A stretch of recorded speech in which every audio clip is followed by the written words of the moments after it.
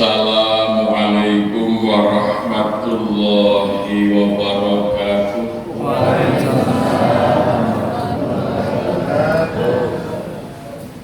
Alhamdulillahilladzi ba'atha fil ummiyina rasulan minhum yatlu 'alaihim ayatihi wa yuzakkihim wa yu'allimuhumul kitaba wal hikmah wa in kanu min qablu lafi dhalalin mubin. Asyhadu an la ilaha illallah iyyahu na'budu wa iyyahu nasta'in wa asyhadu anna Muhammadar Rasulullah alladzi ba'atha rahmatan lil alamin. Allahumma shalli wa sallim wa barik ala sayyidina wa maulana Muhammadin wa ala alihi wa sahbihi ajma'in. Raditu billahi rabba wa bil islami dina wa bi Muhammadin nabiyya wa rasula. Rabbi zidni ilma warzuqni fahma. Amin. Yang saya hormati Bapak Ketua DPRD Kota Bekasi, yang saya hormati Bapak Ketua Dewan Masjid Kecamatan Medan Satria, yang saya hormati Bapak Lurah Pejuang. Di sini masyarakatnya para pejuang. Mudah-mudahan kalau pemilu tidak mau berjuang, maksudnya berjuang itu beras, baju, dan uang.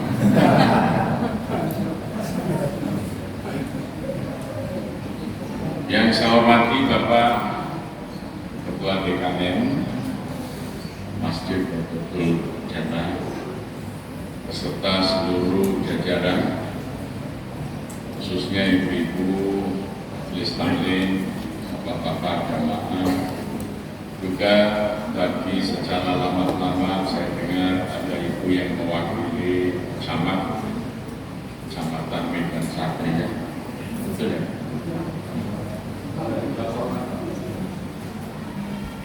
Hari ini kita memperingatkan diri kita sendiri dengan peringatan Maulid Nabi Muhammad sallallahu alaihi wasallam. Memperingatkan kepada diri kita bahwa kita itu diberikan contoh teladan yang harus kita ikuti. Tadi dibaca oleh wali kita Ustaz ya, Anas Fuad, Anas Fuadi. Laporkan lakum fi Rasulillah uswatun. Sungguh itu sudah pakai la, masih qad ya. La itu sungguh. Kalau la-nya panjang tidak, ini la-nya pendek. Sungguh, qad itu juga sungguh. Berarti harus bersungguh-sungguh kalian itu menjadikan diri Rasulullah SAW sebagai suri. Karena apa? Kalau kita mengikuti, mencontoh, meneladani Rasulullah SAW dengan rasa mahabbah, kecintaan kita, maka kita akan dicintai oleh Allah, dihapus dosa-dosa kita. Itu dalam surah Al-Imran ayat 31. Qul, katakanlah Muhammad kepada umat itu, in kuntum tuhibbunallah, jika kalian sungguh mencintai Allah, fattabi'uni ittiba'allah, ikutilah aku Muhammad ini, maka yuhibbukumullah, Allah akan mencintai. Yaghfir lakum dzunubakum, Allah akan menghapus dosa-dosa. Wa yaghfir lakum Yakum menubah dosamu itu akan dihapus, bukan diampuni, dihapus. Beda. Kalau diampuni itu besok di Yaumul Arab, di hari manakala kita menyaksikan dokumentasi perbuatan kita. Jadi sejak kita ini yang kapena, mukallaf, balik, perbuatan kita ini semuanya direkam oleh Allah Subhanahu wa Ta'ala. Sebelum kita dihisab, kita akan diperlihatkan dulu apa yang kita lakukan. Itu namanya Yaumul Arab, hari diperlihatkan amal perbuatan. Sehingga nanti ketika dihisab kita nggak bisa protes, kita tahu, oh bener ya, saya sudah melakukan itu. Ya, pembuktian dulu. Jadi tidak mungkin ada bantahan kita, itu tidak mungkin. Tidak seperti pengadilan di dunia ini. Jaksa mendakwa begini-begini, terdakwa bisa membantah, tapi di akhirat terdakwa ini diperlihatkan dulu semua perbuatannya. Dia Nah, kalau dosa dihapus itu artinya rekamannya sudah di-delete, sudah dihapus, jadi kita tidak melihat rekaman perbuatan dosa. Nah, untuk dosa kita dihapuskan adalah dengan cara ittiba. Seluruh kegiatan hidup kita ini kalau bisa meneladani Rasulullah SAW. Bangun tidur, apa yang dilakukan oleh Rasulullah? Bersyukur. Alhamdulillahilladzi ahyana ba'dama amatana wa ilaihin nusyur. Mensyukuri nikmat dulu. Hidup itu harus dimulai dari bersyukur. Maka setiap khatib dan pembicara, ucapan pertama adalah alhamdulillah, bukan bismillah. Ya, alhamdulillah atau innal hamdalillah nahmaduhu wa nasta'inuhu. Alhamdulillah. Tidak bismillah. Bangun tidur juga tidak bismillah, tapi alhamdulillahilladzi ahya. Karena dengan syukur itu nikmat-nikmat yang telah kita syukuri akan ditambahkan oleh Allah. In syakartum la azidannakum wa la in kafartum inna adzabi lasyadid. Kemudian berwudu.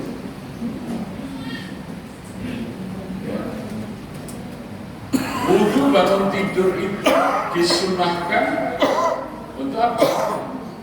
Menghirup air di hidung ini, karena setan-setan itu bermalam di ujung hidung. Dan dia keluar dari penginapan. Ini tempat menginap setan. WC-nya di telinga. Ya. Kalau beraknya setan banyak, ada enggak dengar? Dengar tertutup. Lewat. Nah, maka sekali lagi hari ini kita diperingatkan agar kita menjadi umat yang mencintai Rasulullah. Dengan cintanya itu kita ittiba, kita mengikuti jejak langkah Rasulullah SAW.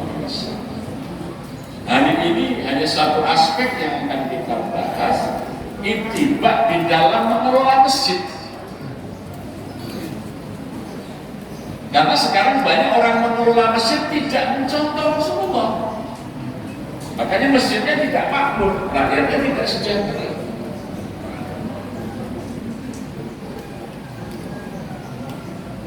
Yang pertama, Allah memberikan panduan di dalam surah At-Taubah pada ayat ke-17. dan ayat ke-18. Ini sering yang hanya dibaca itu ayat 18-nya saja. Karena satu paket turunnya itu ayat ke-17 dan 18 surah Al-Baqarah. A'udzu billahi minasyaitonir rajim. Maka lil musyrikina ayamuru masajidallah syahidina ala anfusihim bil kufr ulaika habitat a'maluhum wa fin nari hum khalidun.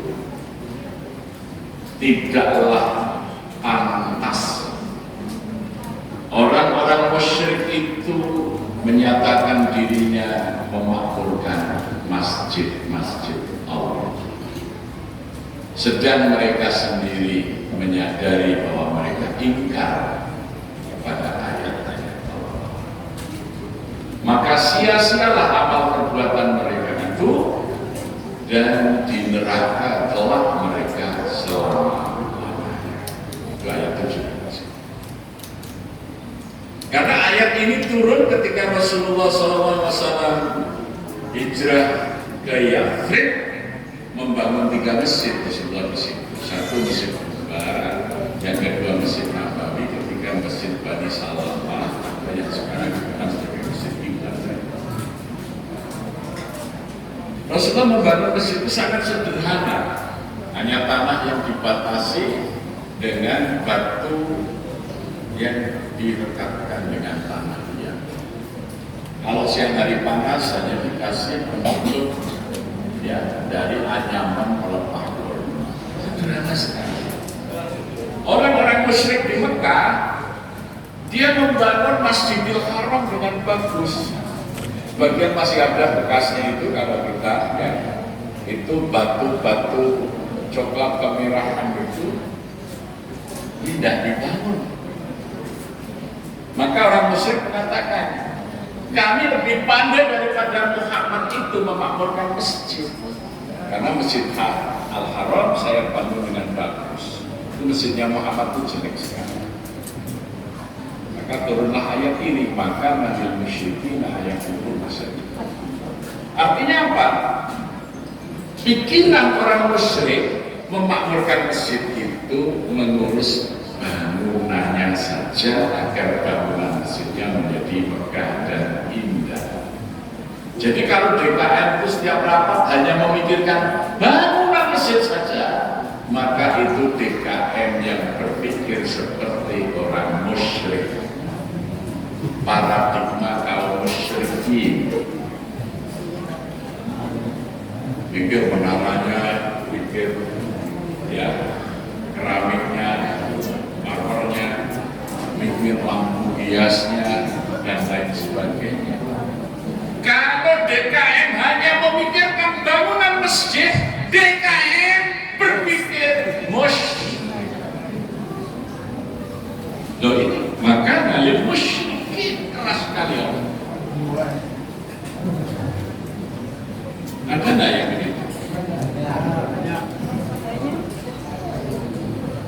Maka ayat 18 Allah menjelaskan, innama ya'muru masajidallah man amana billahi wal yaumil akhir wa aqama sholata wa zakata wa lam yakhsha illallah wa asa ulaika ayyakunu minal muhtadin. Ayat ini diawali dengan kalimat innama. Innama itu adalah jumlah khobariyah. Jumlah khobariyah itu menyebutkan sifatul lazimah, sifat yang lazim. Jadi kalau ada awalan kata innama, bahwa sudah menjadi sifat yang melekat, yang lazim, gitu ya. Itu maknanya. Maka innama ya'muru masajidallah sudah melekat di dalam diri orang-orang yang memakmurkan masjid Allah itu, mereka beriman kepada Allah dan hari akhir. Jadi orang yang memakmurkan masjid itu diawali dengan keimanannya kepada Allah dan hari akhir. bahwa membangun masjid itu karena perintah Allah untuk menjadi tempat beribadah kepada Allah. Diwujudkan dengan apa? Aqimis shalah, menegakkan sholat. Ada orang yang kalau diajak membangun masjid senang membantu, tapi nggak pernah sholat di masjid yang dia bangun. Ini seperti penggali kubur. Dia membuat lubang kubur, tapi tidak pernah mau masuk ke dalamnya, hanya untuk orang lain. Jadi kalau orang beriman pada Allah dan hari akhir, dia membangun masjid dan dia menegakkan sholat. Aqimis shalah. DKM-nya bukan hanya memikirkan bangunan, memikirkan bagaimana masjid itu dipenuhi oleh masyarakat yang menegakkan sholat. Jadi harus ada adzan. Adzan itu artinya mengorganisir, ya, memobilisir, menggerakkan. Sudah di bawah. Seperti di dalam surah Al-Hajj itu, fa'adin bin nasi bil hajj, adzanilah manusia berhaji. Maka tidak kemudian diteriakkan haji, haji, tidak demikian. Dibentuklah Kementerian Haji di Saudi Arabia untuk memfasilitasi orang yang mau melaksanakan. Di negara pengirim seperti Indonesia ada Kementerian Agama, di dalamnya ada Direktorat Penyelenggara Ibadah. Di masyarakat ada kelompok bimbingan ibadah haji. Para pengusaha swasta mendirikan biro perjalanan ibadah haji. Itu dikelola, diorganisir, maka berbondong-bondong orang berhaji sampai dibatasi orang yang mau berhaji. Yaktu kari jalan wa'ala kulli dhamir yaktina min kulli fajin. Maka semestinya juga kita ini mengorganisir bagaimana masyarakat kita ini berbondong-bondong menegakkan sholat. Alhamdulillah di Indonesia ini ada Kementerian Agama, sudah ada Direktorat Haji, Direktorat Zakat, Direktorat Wakaf, ya. Tapi justru Direktorat Sholat yang belum ada. Kelompok bimbingan haji ada, lembaga amil zakat ada, tapi kelompok bimbingan sholat belum, bahkan di masjid bisa. Makanya masjidnya masih sepi orang sholat berjamaah.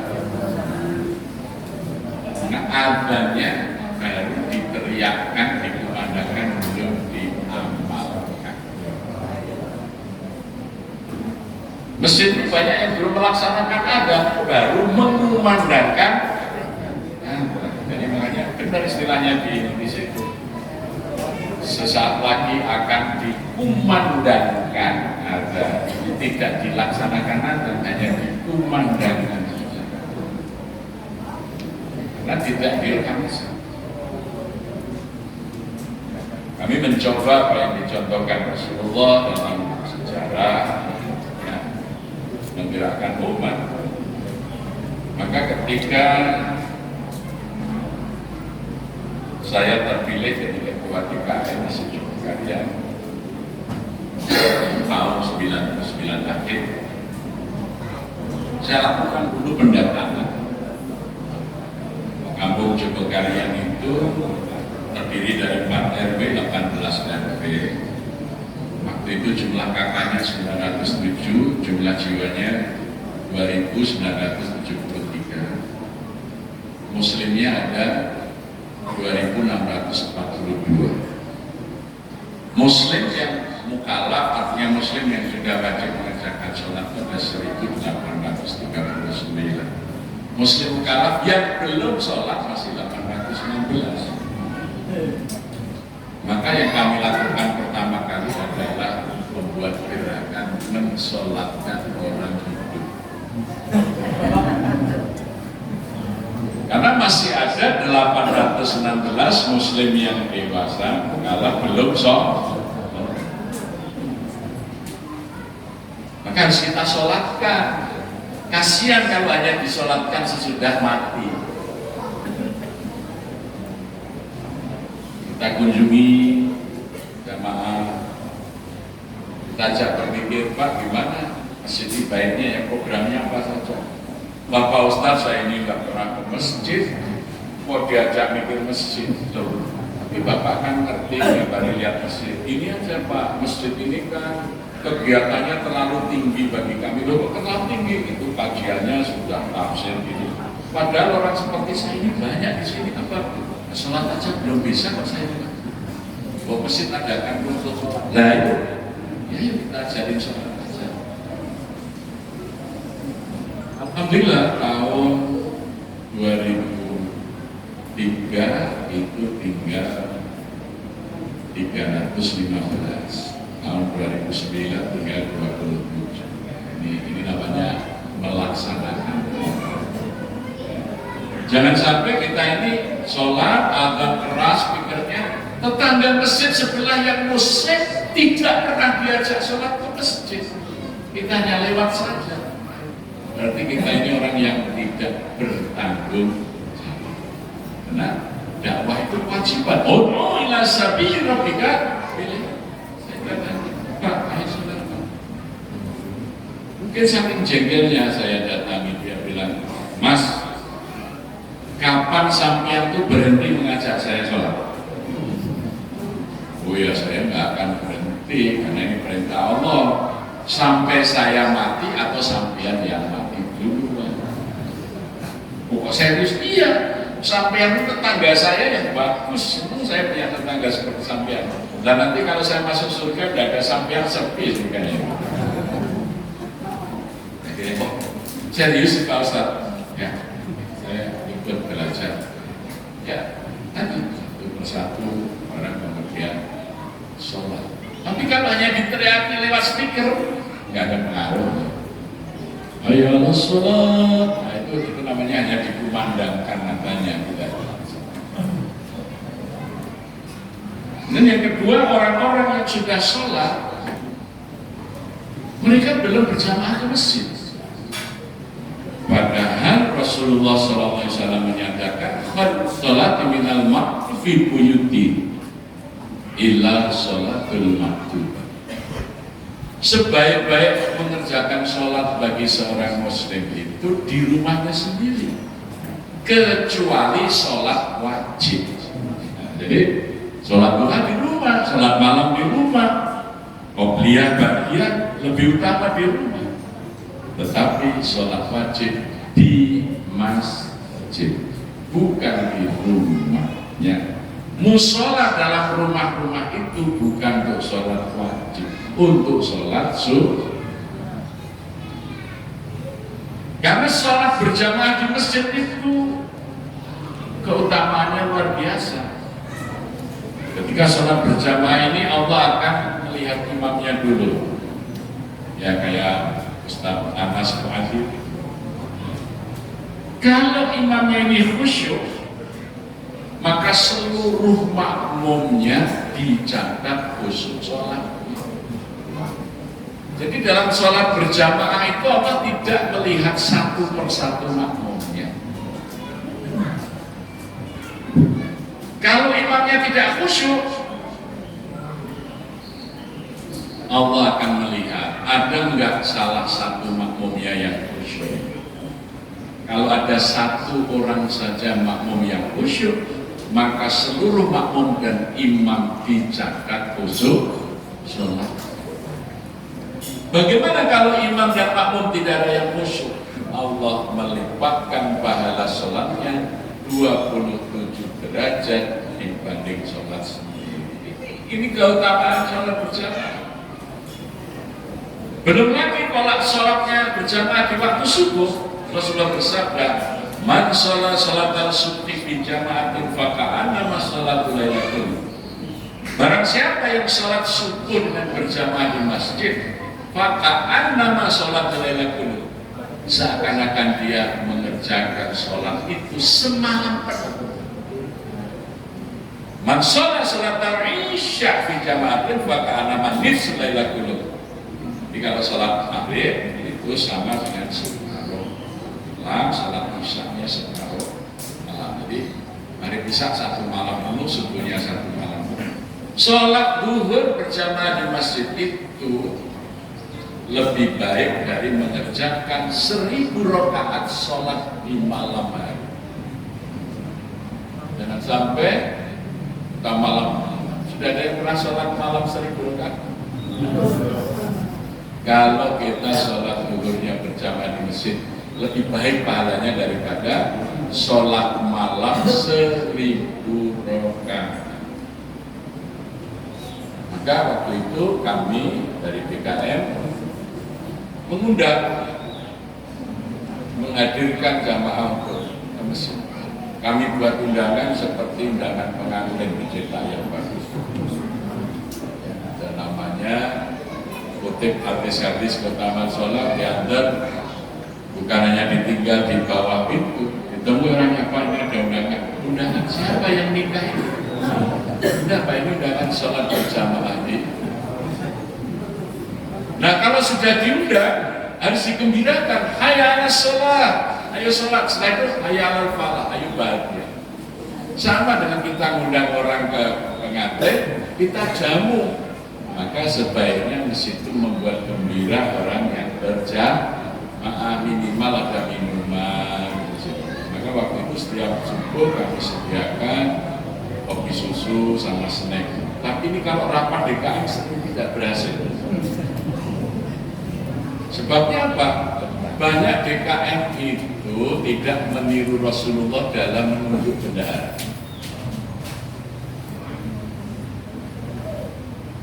Rasulullah itu menunjuk bendahara namanya sahabat Abdurrahman bin Auf. Siapa? Saudagar kaya raya yang dermawan. Jadi tugas bendahara masjid bukan mencatat uang keluar masuk, mencarikan uang untuk masjid.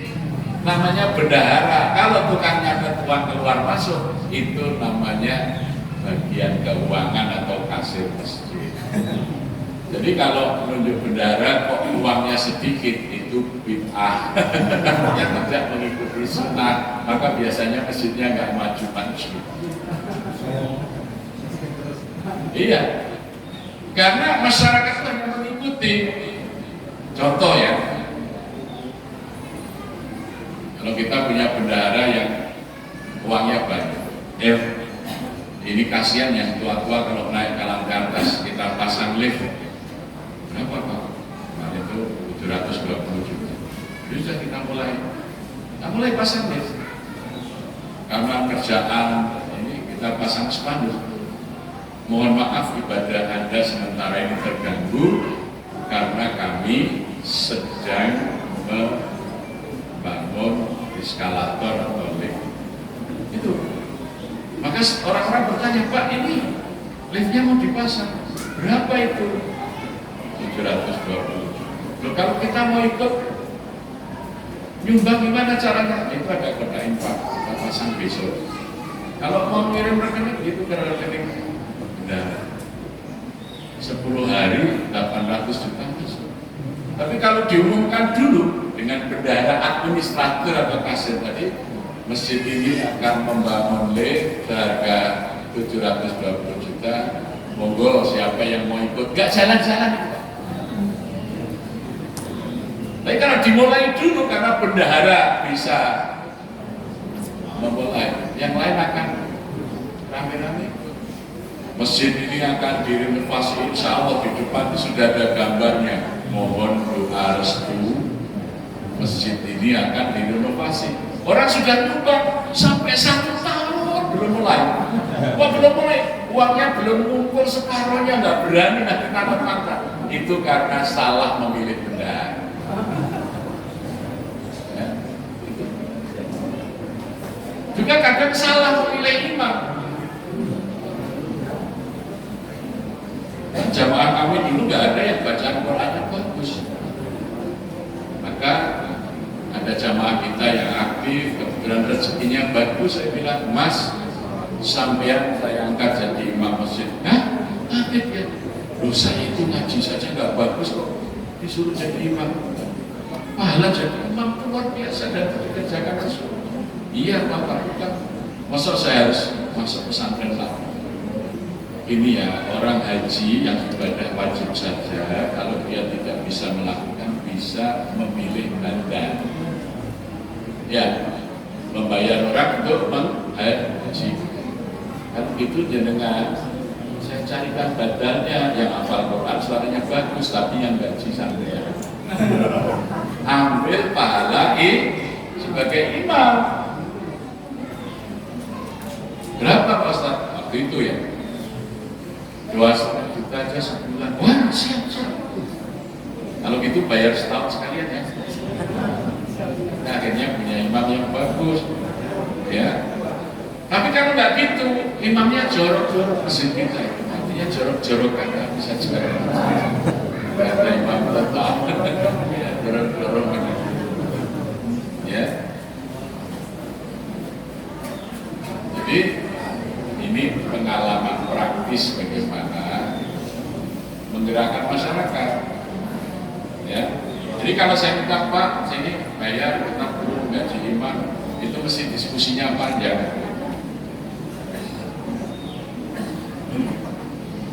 Nah, maka masjid di masa Rasulullah itu bisa menjadi tempat membangun peradaban karena masjid minimal difungsikan untuk 5 hal. Ya, catat Bapak-bapak di KM, fungsi masjid itu minimal 5. Minimal, itu baru namanya masjid. Kalau belum 5 itu namanya musola, tempat sholat.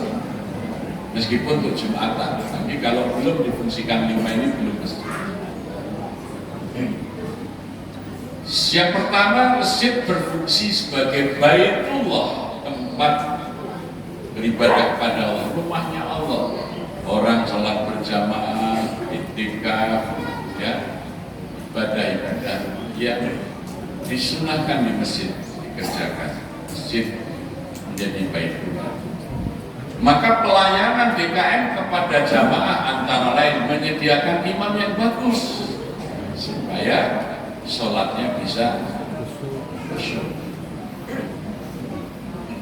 Sebab kalau bacaan imam ini tidak bagus, makmumnya yang ngerti bacaan Quran terganggu perasaannya. Yang panjang dipendekkan, yang pendek dipanjangkan, khaf dibaca. Inna fi khalqis sama, padahal khalik itu artinya tukang cukur. Kalau khalik artinya pencipta. Inna fi khalqis sama itu sesungguhnya ya, yang mencukur langit dan bumi. Orang namanya Abdul Khalik, hamba sang pencipta. Dipanggil Abdul Khalik, hambanya tukang cukur, kan kasihan. Itu cuma ada titik dan tidak ada titiknya.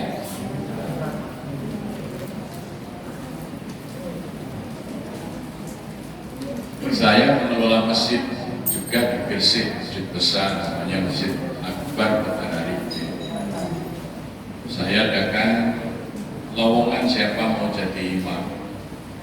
Kami tawarkan gaji pokok sebulan 10 juta, mobil dinasnya Innovareco terbaru, dan rumah dinas, dan uang untuk haji. Yang daftar 1.300. Tidak hanya dari Indonesia, ada dari Malaysia, dari Mesir. Ada yang lolos satu orang dari Mesir, juga ada yang dari Indonesia sama. Jamaah ada yang bertanya, Pak Ustadz, apa enggak kemahalan itu gaji imam 10 juta? Saya bertanya, kalau di sini ada pengamen di berita, berapa Bu?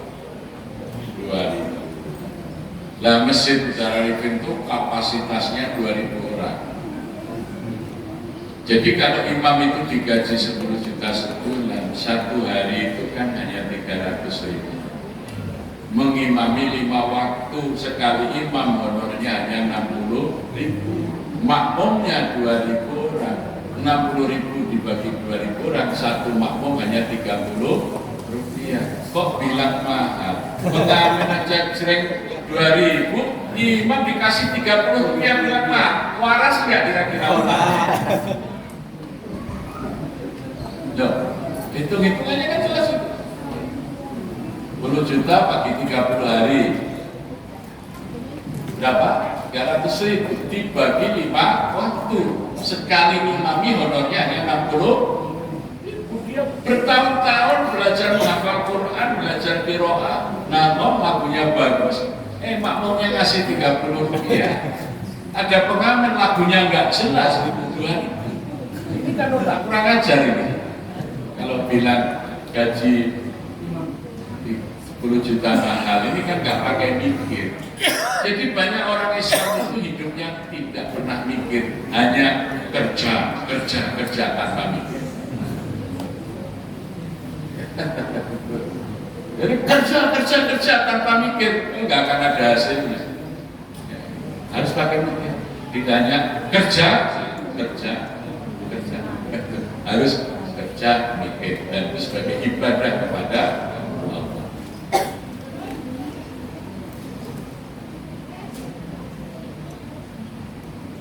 Jadi masjid berarti biaya operasionalnya mahal,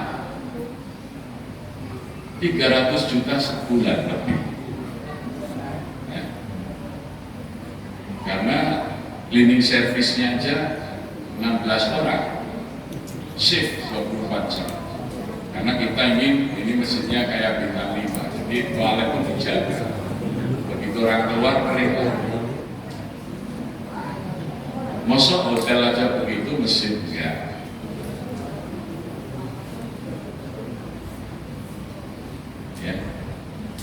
Masjidnya bagus, masjid harus aman, security-nya banyak. Karena kami juga masuk di Jogokarian itu kan menggaransi kalau ada sendal, sepatu, sepeda motor hilang di masjid diganti baru dengan merek dan tipe yang sama.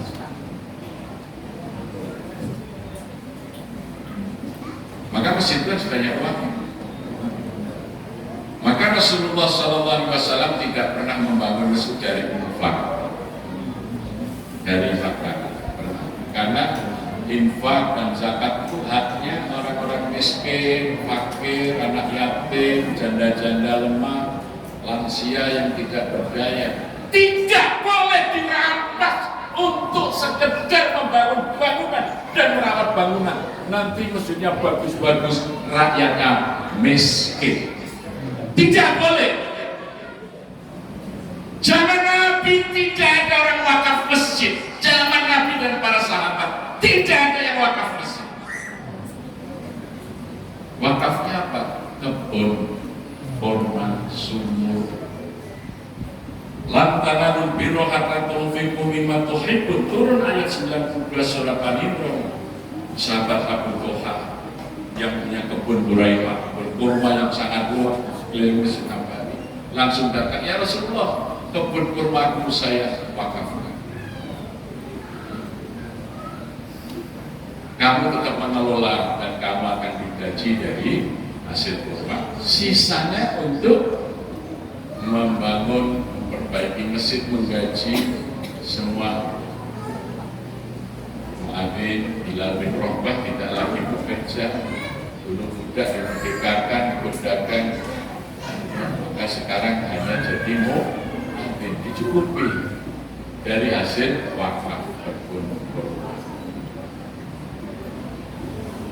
70 anak-anak muda dimulai dari Anas bin Malik yang 9 tahun, Abu Hurairah 13 tahun, Salman Al-Farisi, Abu Dar Al-Ghifari disediakan asrama namanya Sufa.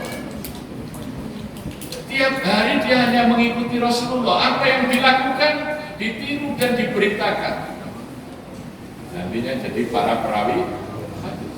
Anas bin Malik sering dipanggil Nabi mau ke WC suruh bawakan ember, maka Anas bin Malik bisa menyampaikan kepada kita, Karena Rasulullah SAW adalah Rasulullah SAW kalau ke WC maka Rasulullah melepas cincinnya karena tulisan Allah. Rasulullah melangkah dengan kaki kiri terlebih dahulu. Sebelumnya Nabi berdoa, Allahumma inni a'udzu bika minal khubuthi wal khaba'ith. Rasulullah tidak bercakap-cakap, tidak bersuara, keluar dengan melangkah kaki kanannya dulu dan mengucapkan alhamdulillahilladzi adzaba 'anil adha wa afani.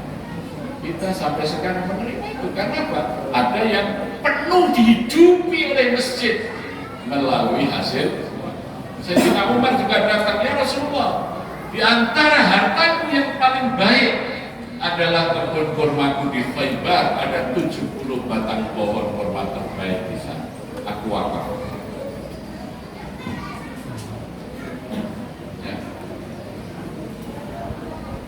Sehingga masjid-masjid kemudian dibangun sesudah yang 3 itu semuanya dari hasil wakaf. Sehingga masjidnya bagus tanpa koda infak. Sampai hari ini datanglah Masjidil Haram, Masjid Nabawi, Masjid Kuba, masjidnya bagus. Ada nggak koda infak di sana? Di sini masjidnya jelek, koda infaknya banyak. Kenapa? Karena masjid itu punya harta wakaf yang banyak. Kebun Buraima itu sekarang ditukar kebun di luar kota yang subur, di situ dibangun untuk perluasan masjid, sisanya didirikan hotel-hotel, hotel Al-Qoibah, hotel Al-Mu'adim. Itu semua tanahnya milik masjid, bangunannya milik masjid, hasilnya untuk memelihara. Maka Imam Masjidil Haram, dulu Syekh Al-Albani pernah datang ke Masjid Jogokarya, juga ketika Abdurrahman As-Sudais ke Jogja, kami tanyakan, gaji Imam Masjid Nabawi itu berapa sebulan? Kalau di kurs rupiah kira-kira 132 juta. Loh, karena masjid kaya dengan wakaf yang pro. Nah, kita ini keliru, bangun masjidnya dari infak, merawat masjidnya juga dari infak, maka imamnya juga dorong-dorongan tadi. Siapa yang sempat merbutnya digaji di bawah UMR, saya bilang kalau ada merbut digaji di bawah UMR itu harus digenapi. Kekurangannya itu namanya budak, diperbudak oleh masjid, maka kelas ambil zakat harus mencukupi. Jadi sering orang nanya, Pak, apakah di Indonesia masih ada budak? Banyak. Siapa? Para merbut masjid diperbudak oleh para DKM karena dikerja gajinya di bawah UMR. Sehingga masjid itu mencerminkan kondisi umat Islam. Jangan aktif ke masjid. Nah, jangan. Kalau kamu ke masjid dia tuh berbuatnya itu, sarungnya aja nggak pernah ganti. Ini dia itu duta-duta Islam. Orang datang ke masjid ingin melihat wajahnya umat Islam kan? Diwakili oleh wajah berbuat yang gajinya rendah. Wajah mukanya ada pernah senyum. Begitu selesai cepet-cepet kamar mandi dikunci. Orang mau singgah, pintu kamar mandinya dikunci. Ada yang terbuka, ternyata karena pintunya rusak. Wah, terpaksa orang buang air sambil megangin pintu. Wah, ini DKM-nya nggak beres ini. Nanti biar di surga toiletnya juga rusak. Jadi ini karena apa? Kita salah di dalam konsep. Maka dulu para wali semuanya meniru begitu. Hari ini tidak ada masjid tinggalan wali yang masih ada. Ya, semuanya sudah masjid baru. Banten sampai ke Jawa Timur hampir tidak ada masjid. Karena para wali itu juga membangun masjid sederhana saja, tetapi masjid mensejahterakan. Maka masjid punya bondo masjid, itu namanya wakaf. Sunan Tembayang atau disebut Sunan Pandanaran itu dulu Adipati Semarang. Ketika dia mau meninggalkan jabatannya untuk berguru kepada Sunan Kalijogo, dia meninggalkan Kauman Semarang dengan mewakafkan 30 hektar sawah bondo masjid agar imam, khotib, guru ngaji semuanya hidup sejahtera. Satu masjid di Kauman Semarang itu 30 hektar wakaf.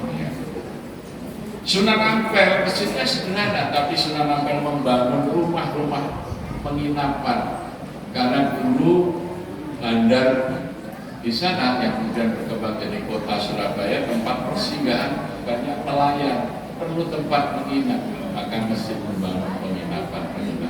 Hasilnya untuk biaya imam, perawatan masjid.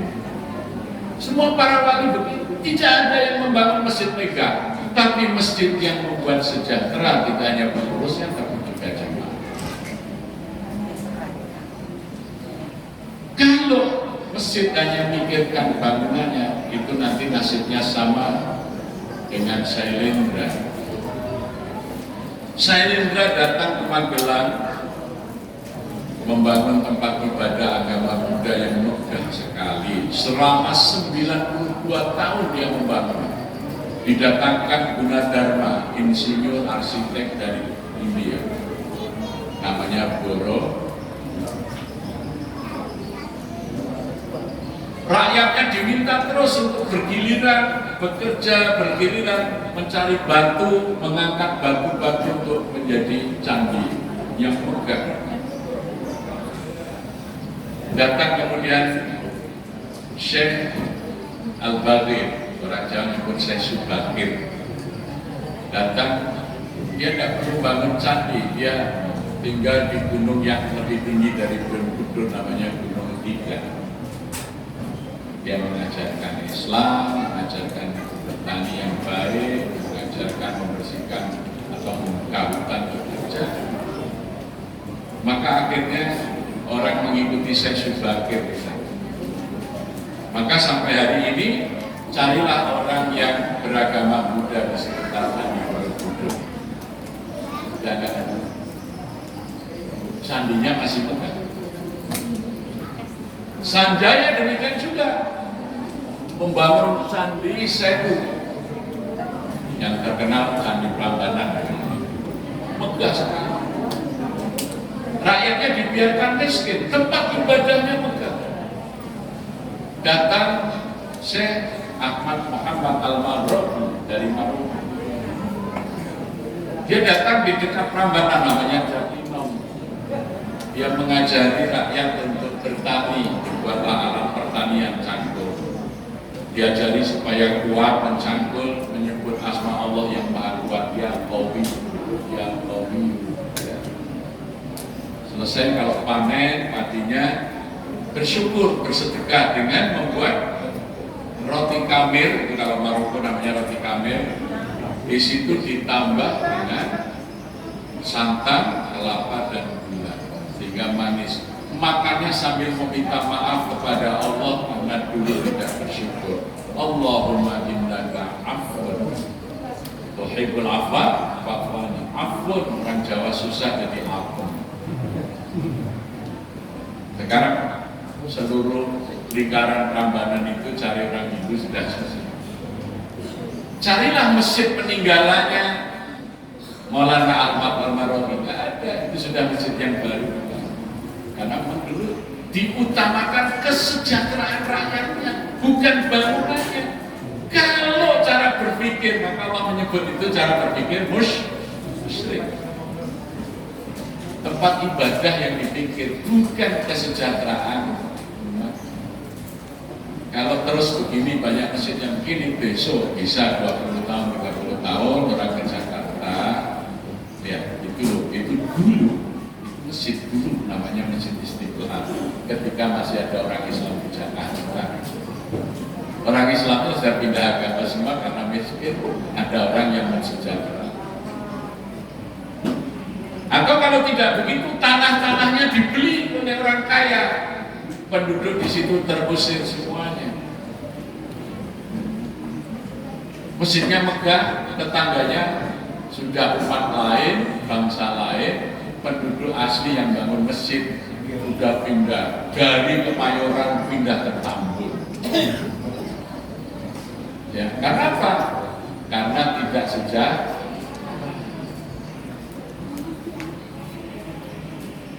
Maka fungsi masjid yang kedua ini harus dilakukan adalah sebagai baitul mal, tempat menghimpun harta bagi mensejahterakan jamaah. Maka wakaf masjid ini menghimpun. Maka kami dulu tahun 2003 ketika masjid hanya hidup dari infak itu, infaknya setahun hanya 43.200.000, pengeluarannya 100 juta lebih. Sebagai ketua DKM itu tugasnya tadi bersama bendahara menutup kekurangan. Maka 2003 kami mengikuti sunnah Rasul. Lantai 1, lantai 2 masjid, lantai 3 kami bangun hotel. Karena Jogja kota wisata, kalau sudah weekend liburan itu kamar hotel kurang. Tapi tentu dengan ketentuan syarat. Kami tawarkan ayo yang mau merawat masjid sepanjang zaman, wakaf satu kamar saja. Waktu itu 41.500.000 sudah jadi kamar lengkap dengan AC, air panas, air, bathtub, ya tempat tidur.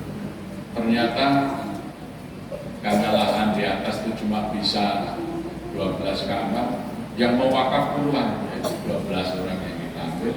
Semua kamar kami beri nama wakifnya. Ya, oh ada wakaf dari Bang Pamala, ada wakaf dari wali kota, ini itu ada wakaf dari Ibu Haja dan semua kamar adalah. Dari hasil orang menginap itu dikurangi biaya operasional, bayar listrik, gaji karyawan, sebulan masih ada saldo sekitar 40 sampai 50 juta. Nah, jadi sekarang infaknya untuk apa? Seluruhnya untuk masyarakat, tidak untuk masjid. Kita menggembirakan, oh jamaah yang mau usaha nggak punya modal kasih. Ini jamaah mau beli rumah, uangnya kurang, bisa ditalangi dulu. Ini rumahnya bocor, kita perbaiki. Oh ini anaknya nggak bisa bayar SPP, cukupi. Oh ini nggak punya beras, kasih. Jadi semua infak, kotak infak itu semuanya untuk masyarakat, tidak untuk mengurus bangunan.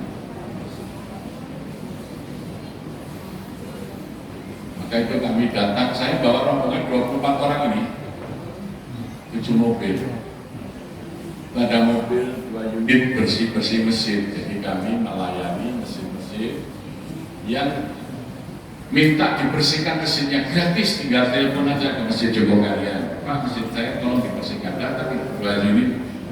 Ya. Dulu awalnya datang vakum cleaner kita itu 2.500 buat, ternyata masjidnya hanya 1.500 ya. Maka di tiap mobil bersih-bersih itu ada jet 10.000 buat.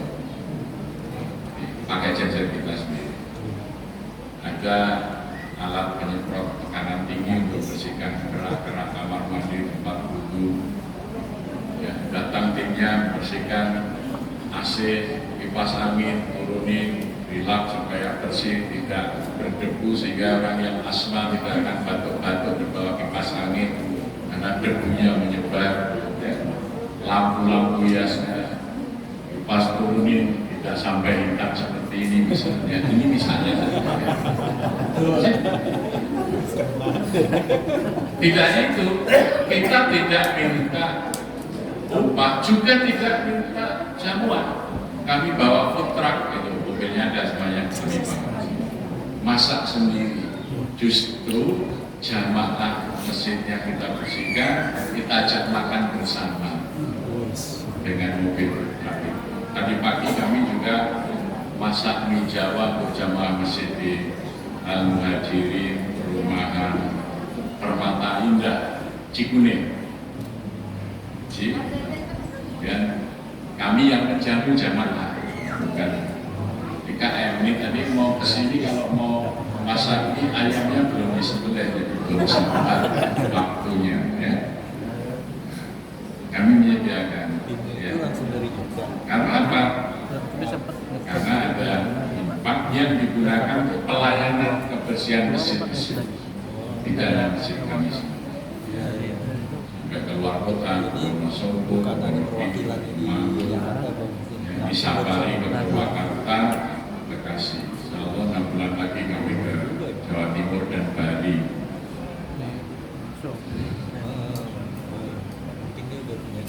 Ini wakaf ini tidak harus banyak dan tidak harus besar. Kami menghimpun wakaf itu dari Rp1.000, yang penting diniati wakaf, sediakan kotak wakaf. Apa? Rp1.000 wakaf. Alhamdulillah, infak 1 tahun ini di Jogokaryan mencapai 4 miliar, zakat maliyah 3,2 miliar, untuk wakafnya 7 miliar. Maka kami membeli lagi hotel di daerah wisata Kaliurang ya, untuk menambah penghasilan masjid bagi kesejahteraan rakyat. Ya. Maka masjid itu dirawat, dipelihara, dikembangkan dari hasil BUMN, Badan Usaha Milik Masjid. Jadi masjid itu sebagai Baitul Mal punya BUMN, Badan Usaha Milik Masjid. Itu fungsi masjid sebagai Baitul Mal. Infaknya apa? Berupa wakaf. Tapi kalau wakaf kita di Indonesia ini masih sangat konvensional, tidak mengikuti sunnah, wakafnya hanya 3 M saja: masjid, madrasah, makam. Justru semuanya memerlukan biaya, tidak memberi hasil. Jadi wakaf itu tidak usah besar-besar. Bapak Ibu ke masjid, Pak Ibu saya titip untuk wakaf ini Rp5.000. Itu nanti kalau kumulatif besar, masjid ini bisa membeli pabrik, bisa membeli rumah. Mungkin di sini ada perumahan yang kosong, ambil alih. Nanti disewakan kalau ada warga yang punya tamu, rumahnya nggak cukup menginap, lagi mau mantu, ada rombongan besan datang, itu sehingga masjid punya sumber penghasilan. Karena wakaf itu adalah harta yang terus tumbuh, maka pahala wakaf ini jauh lebih tinggi daripada pahala orang berinfak, meskipun besarnya sama.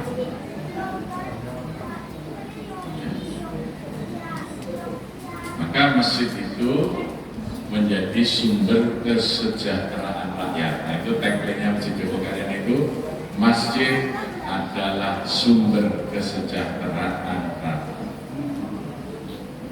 Orang tua datang, Pak, anak saya diterima perguruan tinggi tapi harus bayar uang kuliah tunggal sekian, kami belum punya uang.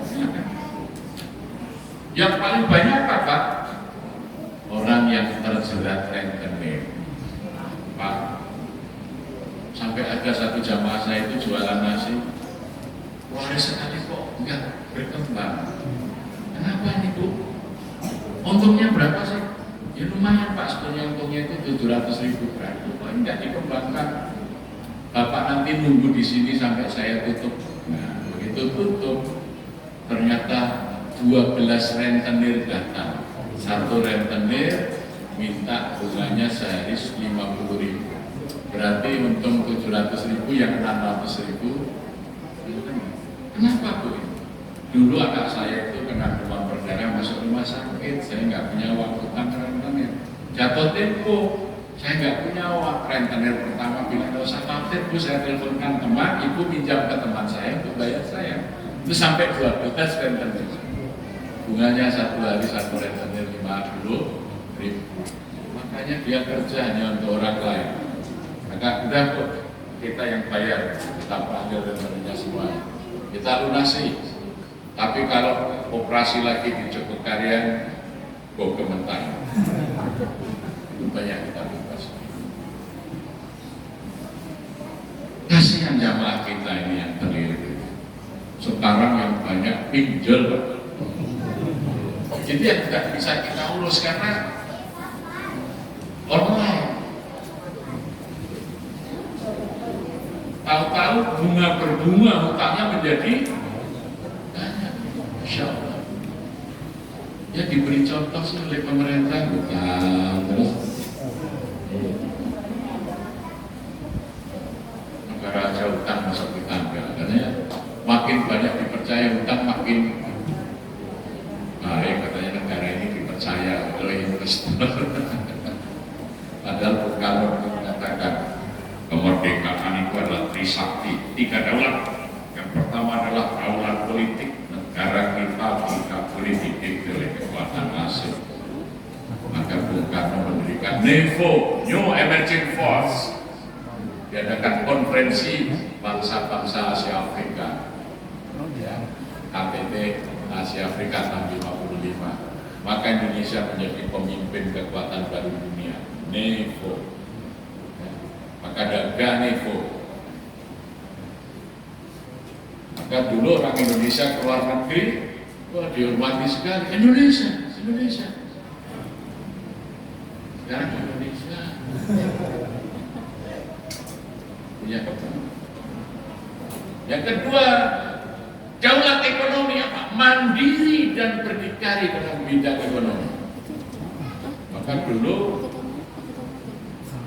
ketika tahun 63 Indonesia keluar dari PBB, Bung Karno pidato judulnya Takari, tahun-tahun berdiri di atas kaki sendiri, suruh nanam kapas, nanam murbe untuk memelihara ulat sutra.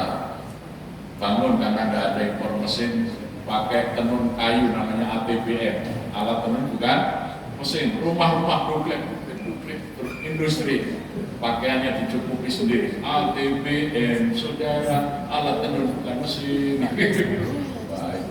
Semangatnya luar biasa. Ya.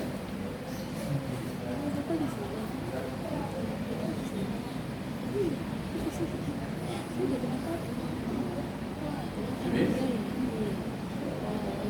rakyat kita dengan gagah berani menghadapi asing.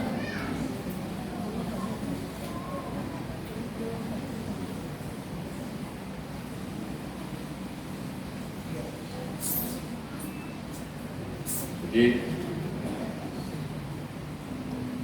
ini mandiri di bidang ekonomi, itu daulat ekonomi. Kemudian yang ketiga, daulat budaya, artinya berkepribadian Indonesia dalam kebudayaan. Maka waktu itu Plus ya mengembangkan lagu beat, meniru Beatles, ditangkap di penjara itu. Ya. Musik King Kong nggak boleh. Ini musiknya Nikolai. Di penjara akhirnya mencintai Indonesia. Keluar dari penjara, musiknya menjadi Nusantara. Ya. Itu Nusantara 2. Ya. Waktu itu kebetulan datang Syekh Mahmud Syaldud, Rektor Al-Azhar, datang ke Indonesia, ke Masjid Al-Azhar itu, Bianca yang di Kebayoran. Profesor Mahmud Syaldud mengatakan negara Anda ini seperti sepotong surga yang diletakkan di bumi. Kayu saja ditaruh tumbuh di tanaman, batu tumbuh di atasnya tanaman. Ya, maka kemudian ya muncullah lagu Gus dari pidatonya. Bukan laut dan hanya kolam, air dan jalan cukup menghidupimu. Tiada badai, tiada topan, ikan dan udang menghampiri diri.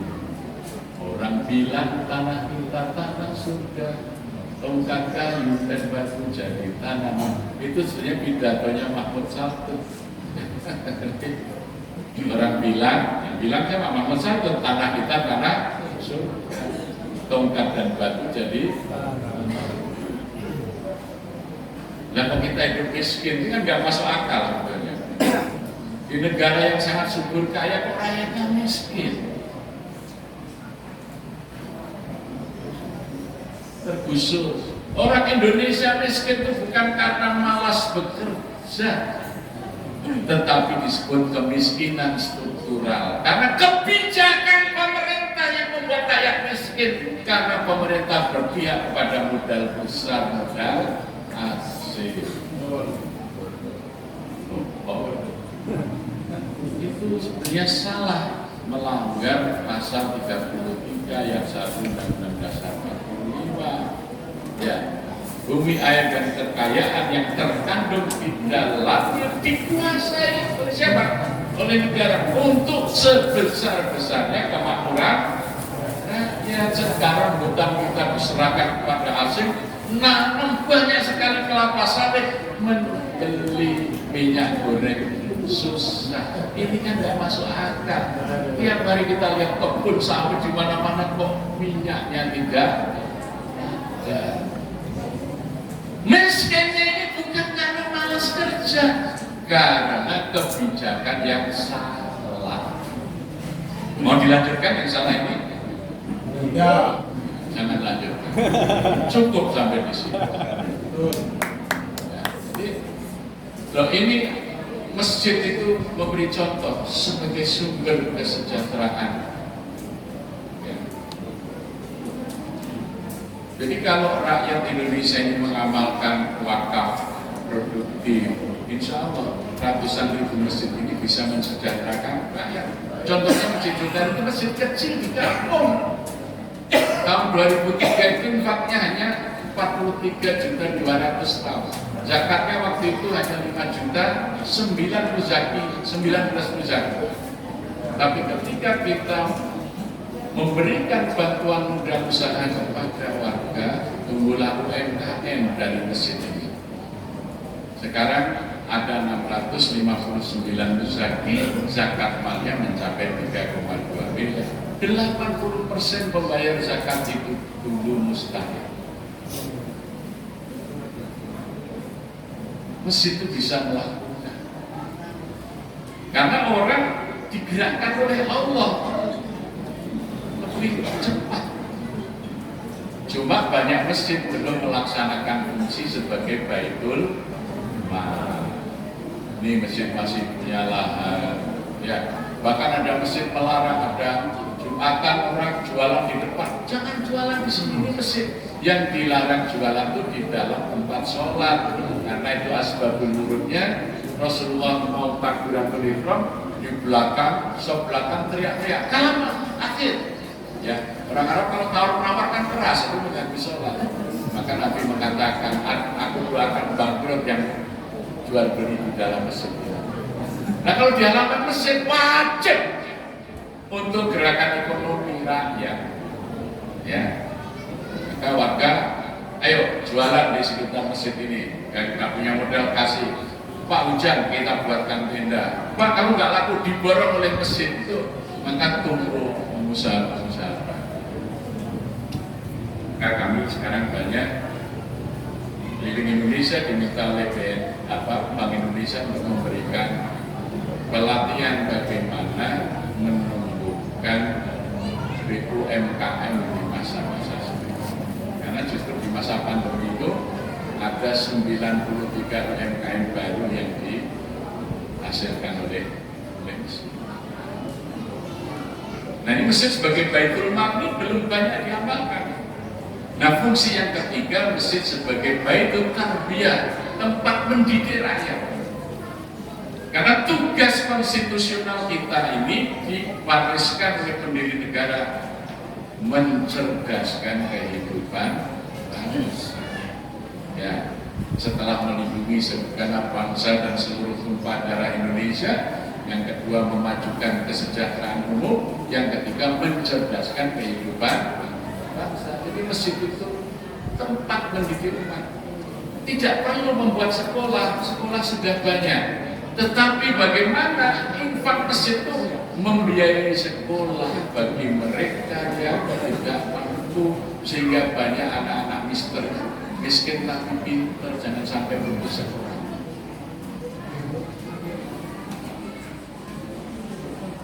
Tidak perlu bangun sekolah, tapi warga yang tidak bisa bayar sekolah dibayari oleh masjid. Jangan sampai putus. Kalau nanti mendirikan sekolah malah biayanya nambah lagi, minta infak. Sudah ada sekolah kok, tinggal anak sekolah itu biayai. Ya, maka kami di Jogokarya itu program remaja masjid namanya 5 sukses remaja masjid. Sukses studi, sukses ekonomi, sukses organisasi, sukses sosial. Anak-anak tidak bisa bahasa Inggris, datangkanlah instruktur bahasa Inggris dibayar di masjid sehingga anak-anak kita bahasa Inggris. Kalau ngaji di masjid selesai tadarus Quran, besok mau ujian, mau ulangan, jangan ulang dulu, tetap di masjid. Datangkan mentor matematikanya, mentor fisikanya, sehingga nanti anak-anak yang ngaji di masjid lebih pintar daripada yang tidak ke masjid. Jangan sampai orang tuanya bilang ini mau ujian, nggak usah ke masjid dulu. Ya. Masa pandemi kemarin, malah anak-anak sekolahnya pindah ke masjid karena dari di rumah orang tuanya nggak bisa bimbing, di masjid disediakan pendamping. Dan masjid semuanya hotspot area, jadi tidak perlu beli pulsa. Maka anak-anak muda senang nongkrong di masjid, karena anak muda itu tidak bisa lepas dari wifi. Dia itu punya HP tapi miskin pulsa.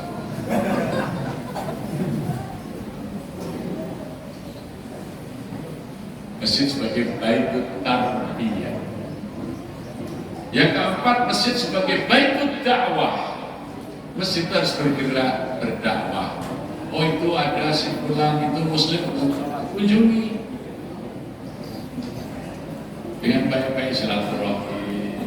Oh itu belum bisa baca Quran, ayo kita sediakan. Ya.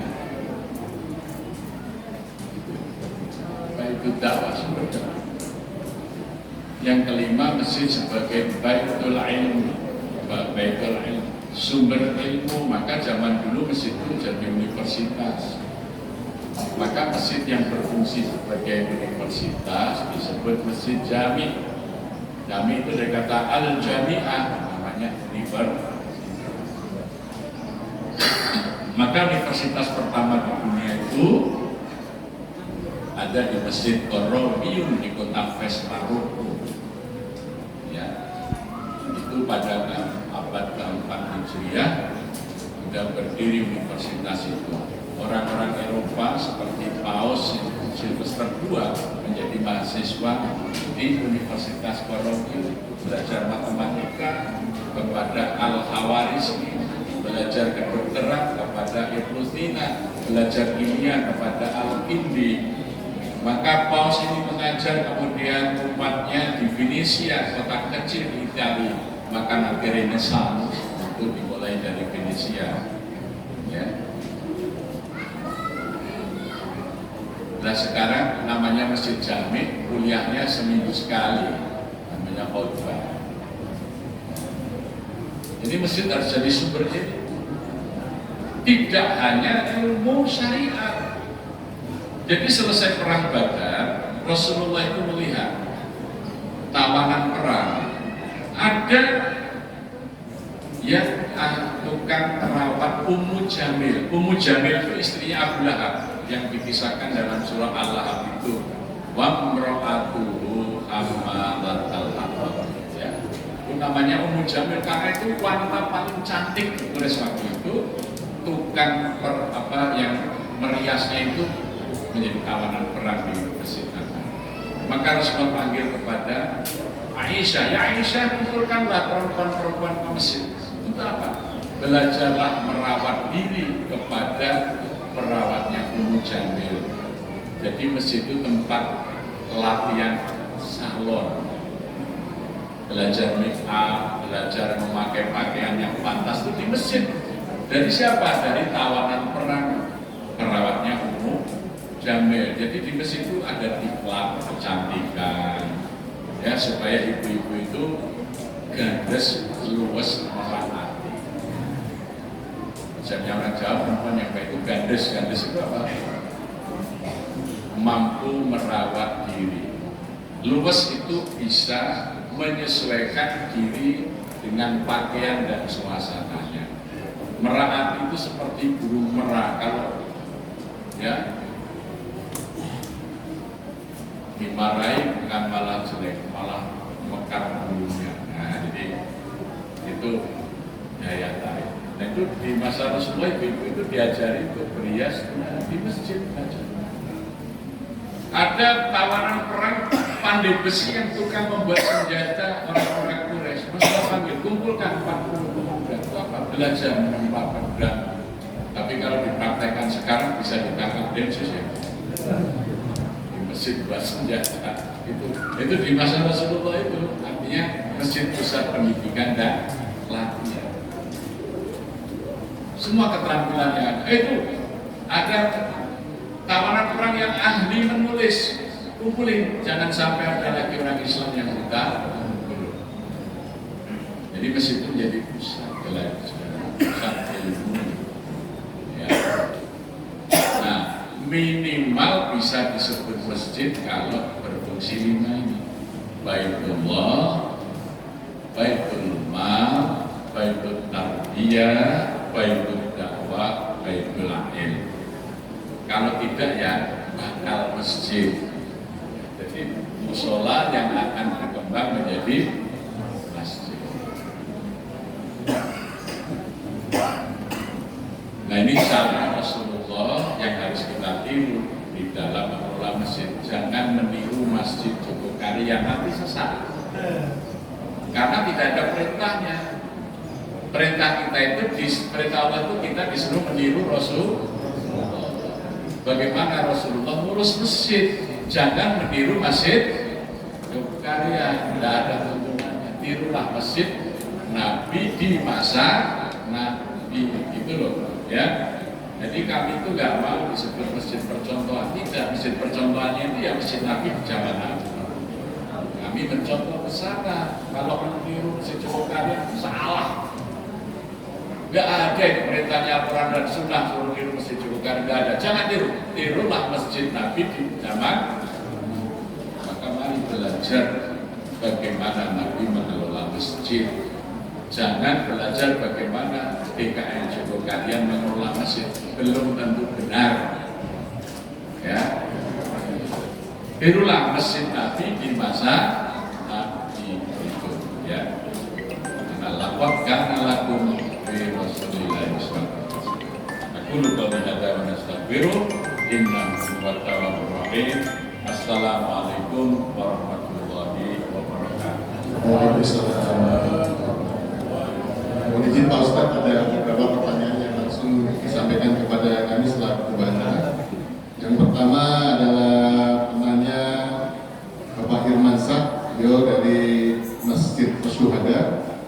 Pertama beliau menanyakan bagaimana konsep tentang saldo 0%, persyaratan, adakah persyaratan kualitas pengurus masjid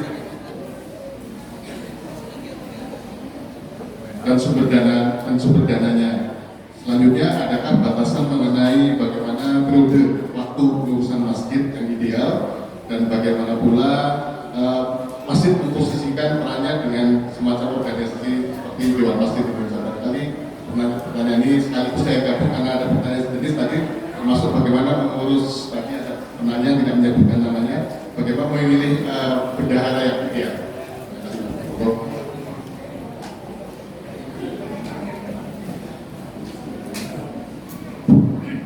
Jadi sebenarnya sebagian pertanyaan masih sudah dijawab dalam ceramah saya, tapi sudah saya jelaskan.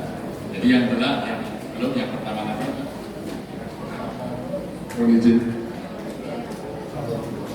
Satu. 0%. Jadi begini, kami baru bisa melaksanakan saldo 0 itu setelah kita punya BUMN, karena habis hari ini besok ada hasilnya lagi. Kalau kita belum punya wakaf produk dinolkan, besok ada uang masuk itu. Ya, maka itu sebenarnya hanya untuk membuka supaya orang ingin tahu, kok bisa saldo 0? Nah iya, karena kami punya BUMN. Hari ini semua pendapatan dihabiskan tidak masalah, bulan besok ada uang dari apa? Dari hasil hotel. Nah kalau masjid tidak punya penghasilan, dihabiskan sekarang gimana? sebenarnya target kita bukan ditiru nolnya, ditiru punya sumber penghasilan. Itu maksudnya. Ya, pasti bisa dinolkan. Karena tunggu sebentar lagi ada uang masuk terus. Ya, itu. Pengurusan masjid barangkali secara pribadi idealnya seperti apa? Tidak ada yang ideal, disesuaikan aja dengan adat kebiasaan masyarakat. Jadi tidak ada yang harus periodisasi harus ini enggak, itu sesuai dengan kondisi situasi lingkungan. Ya. Jadi Rasulullah itu seumur hidup, terus diganti Abu Bakar seumur hidup, tapi mereka semuanya kan baik, tidak ada masalah. Yang jadi masalah itu seumur hidup tapi jelek lah itu. Nah, itulah baru diadakan periode supaya menggantinya tidak sungkan. Tunggu waktunya saja. Ya toh? Coba aja presiden ini tidak ada periode susah ini. Nah, apa nih ya ganti ya? Masanya kok gini-gini aja. Gitu ya kan? Nah, masih minta tambah periode lagi susah kan? Ya, maka ada periodisasi pembatasan cukup 5 tahun 2 periode stop sampai di sini. Jadi, nah ketika keputusan tidak memuaskan itu ada proses penggantian yang tanpa karena ada rolling suksesi. Nah, jika tidak ada figur DKM yang baik, nah menghindari kebosanan jamaah kalau perlu diperpendek. Kalau di Jogokaryan itu kita per 4 tahun.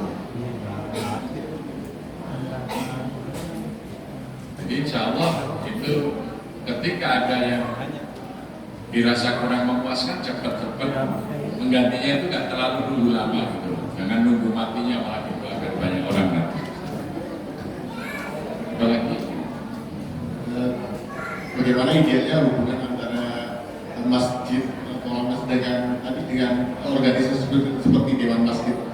ya, tidak hanya dengan Dewan Masjid, dengan pemerintah, semuanya kita harus bisa menggalang sinergi. Ya, pengurus DKM itu salah satu syaratnya adalah muwahhid, dia pemersatu.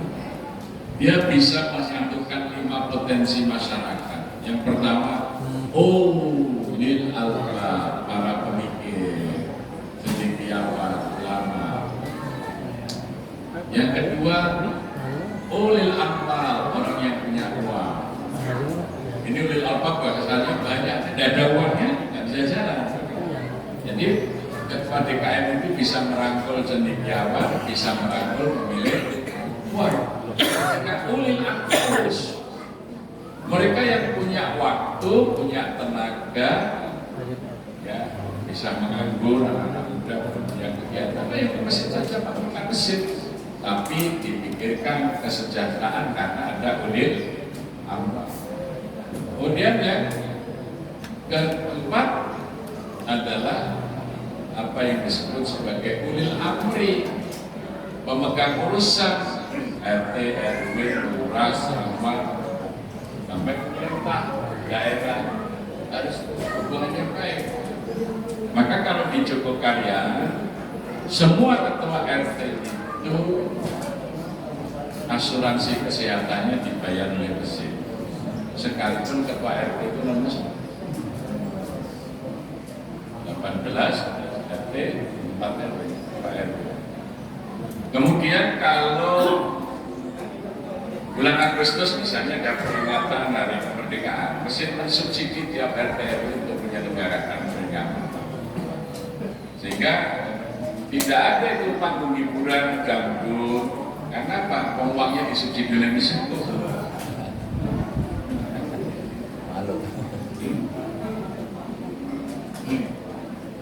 Menjelang Ramadan kita hias jalan, kita perbaiki gang-gang yang rusak. Kok masjid ini yang memperbaiki? Ya, kalau jamaah saya mau berangkat ke masjid nanti bisa kesandung batu di jalan. Ini kan kita melindungi. Oh itu kok jalannya gelap, masjid memasang lampu penerangan karena untuk menerangi jamaah yang dari rumahnya mau ke masjid. Masa pandemi kemarin alhamdulillah masjid tetap aktif. Warga kami yang terpapar COVID, kami sediakan 2 rumah isolasi. Yang terpapar isolasi kami berikan uang bekal selama isolasi 500.000 rupiah per jiwa. Makan 3 kali sehari dikirim oleh masjid by request. Mau sarapan apa? Sate, Pak kirim sate ayam. Pengen kepala kambing, kirim kepala kambing. Sementara dari kelurahan Darwan datang hanya dikirim nasi uduk saja, tanda tangannya rangkap 5. Karena apa? Karena dana kebencanaan masjid kami mencapai 2,4 miliar. Vitamin kita bagi kepada masyarakat. Kita membagi sanitizer, membagi disinfektan. Waktu itu kita sulit mendapatkan, kita membuat sendiri.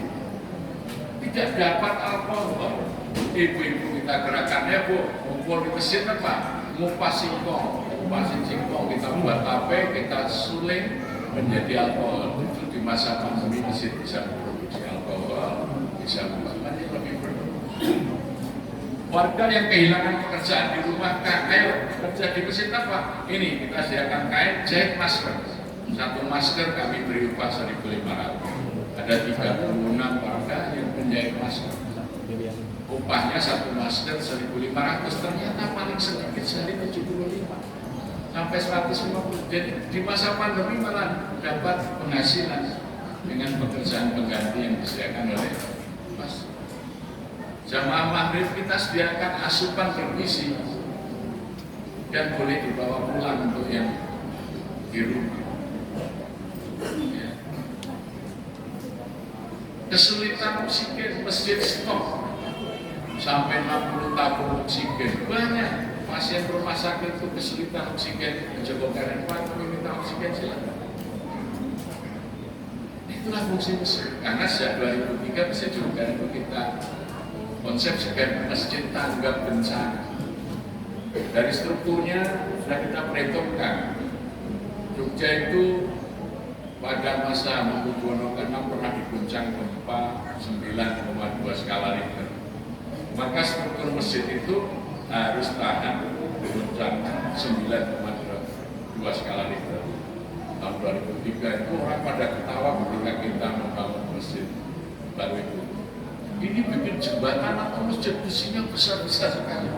Ternyata 2006 Jogja gempa, banyak rumah roboh, masjid roboh. Karena memang kita sudah mendesain. Di masjid ada 2 aula besar, kamar mandinya waktu itu 36, sekarang ada 48 kamar mandi. Jadi kalau orang mengungsi di masjid, tidurnya tidak mengganggu ruang untuk sholat. Ada apa untuk putri bawah itu bisa nampung 300 orang tidur pakai kasur dan bantal. Kamar mandinya tidak perlu terlalu banyak antri, ada 48. Dapur kita bisa melayani sekali masak 5.000 orang. Piring, sendok ada, menanak nasi kita pakai steamer. Kalau memasak steamer yang kecil itu bisa langsung 36 kilo, yang besar bisa langsung 200 kilo, 60 menit sudah matang semua. Sehingga masa gempa 2006, masjid selama 4 bulan menjadi dapur umum. 4.000 porsi per hari masjid menyediakan berbagi. Rumah sakit tutup, udah dirawat di masjid punya klinik dokternya. Anak-anak terpaksa membantu dokter jahit orang di jarum karena dokter waktu itu kepala rumah sakit semua itu berbentuk. Jadi di masjid itu ada orang yang meninggal dibawa ke masjid, kemudian orang yang menikah, mau menikah rumahnya roboh, dinikahkan di masjid. Ada orang yang mau melahirkan, rumah sakit tutup, melahirkan di masjid. Itu tanggal 27 Mei 2006, 1 hari di masjid ada orang meninggal, ada orang melahirkan, ada orang menikah. Ya. Karena maksudnya kita siapkan masjid sebagai masjid tanggap bencana. Jadi misalnya ini daerah banjir misalnya ya, mestinya struktur masjid itu harus tinggi. Nah, kira-kira ketinggian air maksimal banjir berapa? Dan dibangun tempat tidurnya. Jadi jangan sampai malah banjir, masjidnya ikut kebanjiran. Orang ngungsi di masjid, orang nggak bisa sholat karena ruangnya dipakai. Gitu. Jadi kita sudah bisa itu semuanya sebagai masjid tanggap bencana. Kemudian ada kota infak bencana. Mulai COVID kemarin saat infak bencana ada 400 juta. Berjalan selama masa COVID mencapai 2,4 miliar. Jadi ya orang yang terpapar kasih, orang yang nganggur kasih bantuan. Karena kita punya dana bencana. Nah itulah fungsi masjid sebagai baitul mal. Ya. Itu.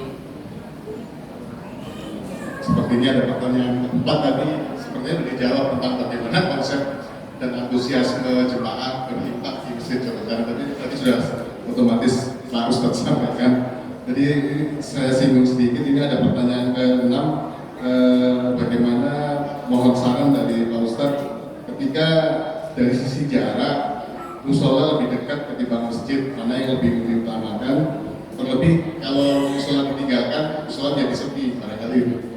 Mohon nasihatnya dari Pak Ustadz. Ya, masjid itu dimulai dari musola. Artinya kalau bisa musola itu dikembangkan fungsinya sehingga menjadi masjid. Lalu apa kita bangun musola kalau ada masjid? Nah kita ini kadang tadi maunya wakaf itu 3M, masjid, musola, madrasah, maka akibatnya di situ masjid, di sini musola, kan ubah gitu. Padahal jamannya sedikit. Kalau saya sholat sana sini kosong. Kalau saya kesini sana kok kosong. Maksudnya dijadwal kalau hari Senin sholat di musola. Ya, infaknya juga harus double, infak di sini, infak di sana. Nanti korban juga harus 2, korban di sini, korban di sana. Ya, itu sebenarnya kan seharusnya itu ini ya. Kalau ada campur tangan pemerintah menata tata ruang ini, semestinya di Indonesia itu masjid sudah lebih dari cukup. Ya, dan orang masjid itu yang banyak itu masjid yang sepi. Sekarang justru bagaimana masjid dimakmurkan. Ada orang datang ke Joko Kalian, Pak, saya mau wakaf sawah saya di desa sana, tolong membangun masjid. Kita lihat, loh, nggak jauh dari masjid. Kalau mau wakaf untuk memakmurkan masjid, apa, jual saja sawah ini. Jadi kami lagi bangun hotel, kamu kamar, nanti hasilnya untuk memakmurkan masjid. Ternyata kalau diberi penjelasan, baik Pak, silakan. Ya kalau di dekat situ sudah ada masjid, cuma karena ini pengen membangun masjid keluarga, namanya nama keluarga, tapi dibangun hasil iuran kan tidak juga ya. Ya kalau mau bangun masjid dengan nama keluarga ya dibiayai oleh keluarga itu, jangan mengajak masyarakat. Makanya masjid di zaman Nabi tidak ada namanya adalah daerah di mana masjid berdiri, masjid Kuba karena di kampung Kuba, masjid Bani Salamah karena di kampung Bani Salamah, masjid Nabi karena Nabi yang mengurus tinggal di situ. Masjid yang jauh disebut masjid yang jauh, Masjidil Aqsa itu kan apa? Aqsa itu artinya jauh, masjid yang jauh dari Makkah. Jadi bukan nama Masjidil Aqsa, itu sebutan orang Makkah. Bagi orang Palestina tidak Aqsa, Masjid Qorib. Benar, bagi orang itu kan riwayat Isra Mi'raj, jauhnya perjalanan dari Makkah ke Palestina, maka disebut masjid yang jauh, Masjid Al-Aqsa.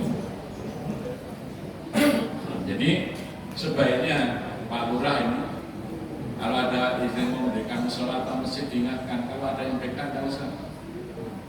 Ini masih banyak anak yang nggak bisa sekolahnya aja. Daripada untuk sholat, insya Allah pahalanya lebih besar. Daripada bangun sholat seperti merepotkan orang, ya lebih bagus uangnya itu menyekolahkan anak pintar. Kalau dia jadi ahli, kan dia mau bantu orang pahalanya lebih banyak sampai itu daripada bangun sekolah sepi, merepotkan, cuma mau bantu ganti atap saja bedarkan list sumbangan. Nah, gitu ya. Ya, masjid-masjid zaman dulu mana ada masjid yang megah.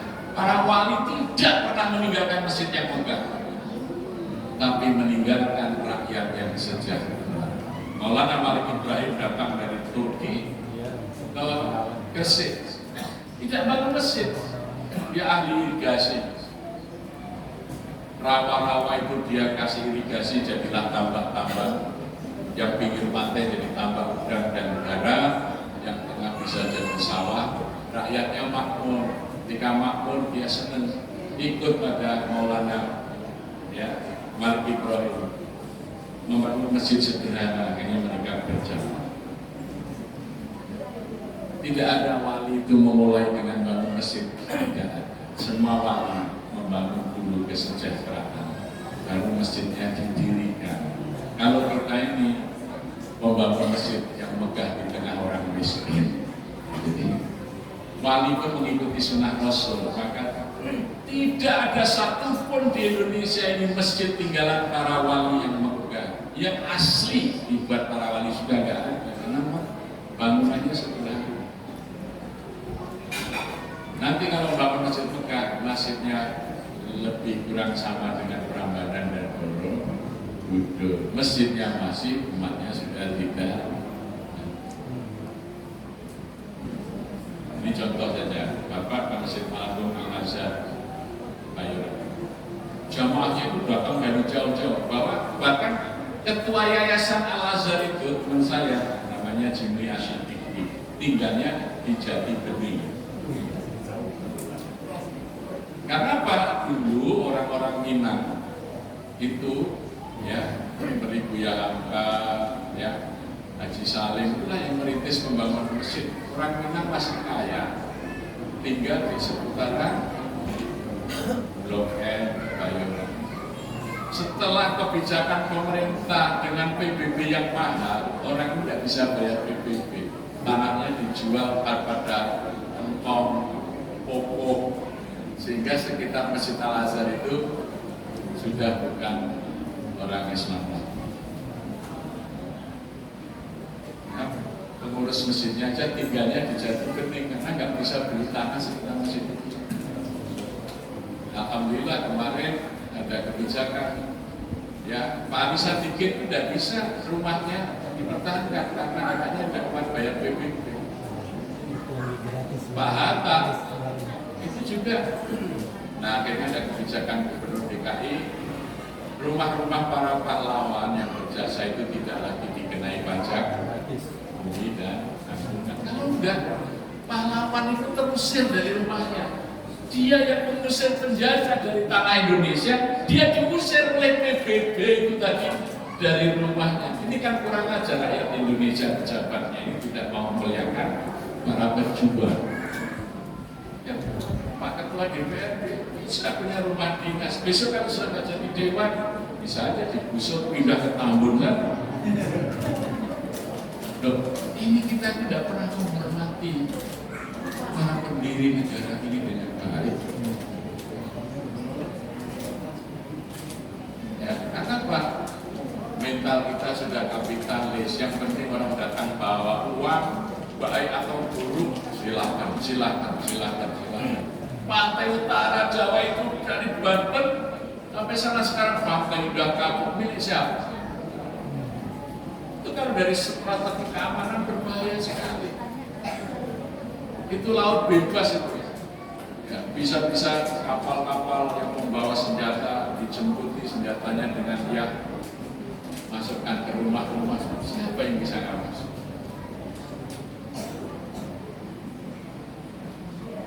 Akhirnya seperti zaman Mataram 1743, VOC meminta seluruh pesisir utara diberikan pada VOC. Orang Mataram tidak boleh buat kampung, maka orang Mataram jadi petani miskin. Sejak itu rakyat Mataram Jawa ini menjadi miskin. Yang kaya hanya dua, yaitu orang Eropa, Belanda, dan Tiongkok. Maka diaturlah Indices Takriflik pasal 156. Rakyat Hindia Belanda terdiri dari satu, rakyat terhormat adalah Belanda dan Eropa lainnya. Kelas dua adalah Tionghoa, dan Bumi Putra adalah inland, rakyat yang paling rendah derajatnya. Maka kereta api itu kalau yang kelas bagus ada tulisannya, pribumi dan anjing tidak boleh naik kereta ini. Di Jogja itu ada kamar bola, tempat orang Belanda main biliar. Di situ juga ada tulisan, inlander atau pribumi tidak boleh masuk. Maka dari situlah rakyat Indonesia bergerak pengen merdeka. Ini tanah nenek moyang kami, masa kami direndahkan? Maka Bung Hatta mengatakan, kenapa kita harus merdeka? Karena kita ingin pribumi Indonesia tidak ada yang terhina dan sengsara ditumpah darahnya sendiri. Kita ingin merdeka karena kita tidak ingin lagi ada Bumi Putra Indonesia, si Kromo, si Mahen yang hidup sengsara. Sementara orang asing datang berongkang-ongkang dengan kekayaan hasil negara kita. Kita ingin merdeka, jangan sampai ada lagi pribumi Indonesia bekerja dengan upah paling rendah di negerinya sendiri. Nah, sekarang mereka masih ada nggak sih promosi Mahen yang hidup susah?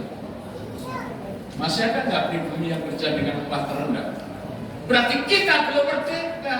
Kita masih berdiri termangu-mangu di depan pintu gerbang kemerdekaan. Itu sudah disebutkan.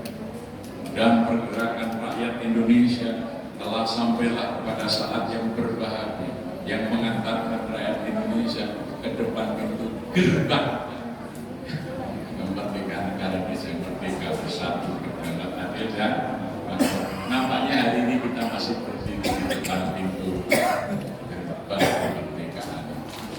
Masih banyak si Kromo, si Mahen yang hidup susah negerinya sendiri.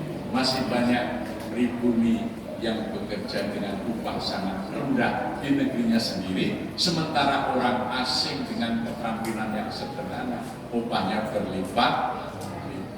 Kata Pak Luhut, ini semua tenaga ahli, ternyata ngelas saja nggak pandai, ngomong kosong itu menteri.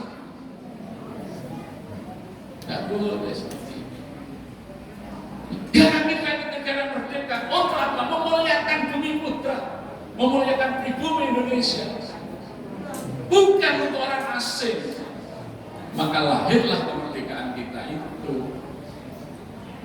Ini yang harus kita ingatkan. Kita ingatkan, jangan sampai ada pribumi Indonesia yang hidup miskin, sementara orang dari luar kaya raya dengan sumber-sumber tanahnya rakyat pribumi. Kalau nggak kembali berjuang lagi menuntut kemerdekaan Indonesia baru. Kalau tidak, ya, kita merdeka banyak pahlawan untuk itu. Pahlawan itu dulu berjuang untuk itu. Ya kalau terus pulang, kenapa harus merdeka? Ini benar-benar harus ditarbiyah lagi masyarakat. Ya, maka masjid itu menjadi baik tarbiyah, termasuk mentarbiyah rakyat tentang kesadaran bernegara ini, supaya jangan justru kita yang punya negara seperti orang yang menumpang di negara orang. Ini kewajiban masjid mendidik rakyat. Ya. Dalam malam Ustaz, jangan ngomong politik yang di masjid. Wajib. Yang tidak boleh politik praktis, ayo pilih partai saya, ayo pilih calon presiden saya, ini nggak boleh. Tapi mengajarkan berpolitik yang bermoral dan benar wajib. Harus. Yang ngomong jangan bicara politik di Mesir itu antek daripada penjajah. Ya. Rakyat harus disejahterakan. Tidak boleh ada rakyat yang miskin. Masjid harus memulai membangun kesejahteraan rakyat. Maka di Masjid Jogja kita pasang sepuluh besar-besar. Masjid adalah sumber kesejahteraan rakyat. Terima kasih. Assalamualaikum warahmatullahi wabarakatuh. Sebenarnya masih banyak pertanyaan, tapi mengingat waktu untuk berkenan, Ustaz juga memiliki pimpin doa untuk sama-sama apa yang kita citakan bersama dalam masjid bisa terkabul. Amin. Kita awali dengan Fatihatul Kitab. Al-Fatihah.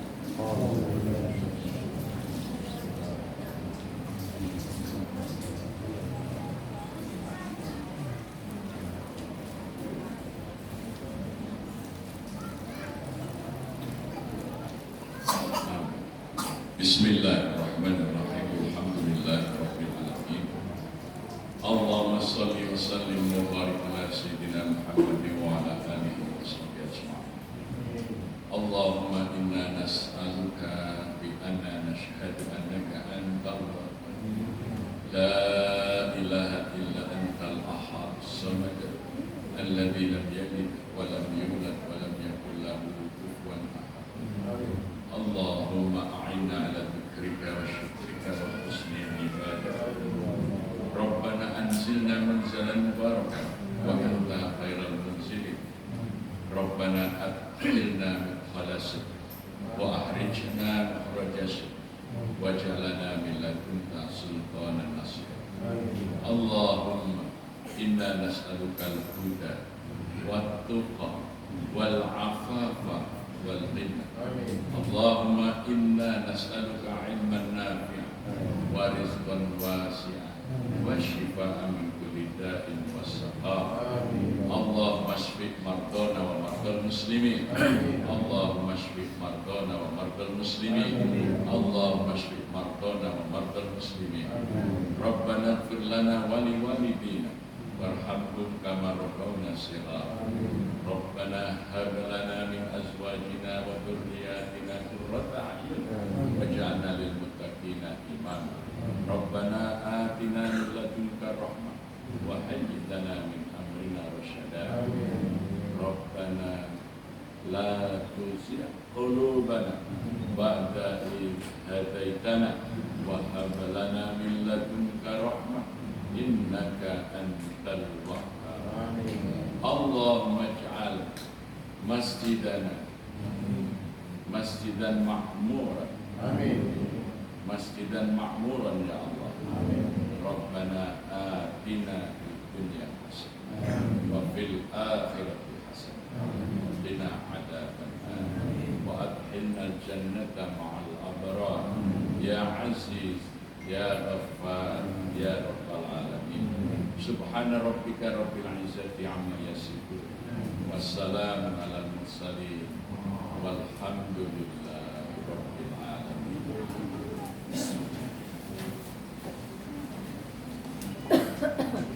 Demikian dengan akhirnya doa penutup yang disampaikan oleh Ustaz Bapak Muhammad Azhar, maka terakhir pula seluruh rangkaian peringatan Maulid Nabi Muhammad SAW itu akhir kalam kami mohon maaf atas segala kekurangan.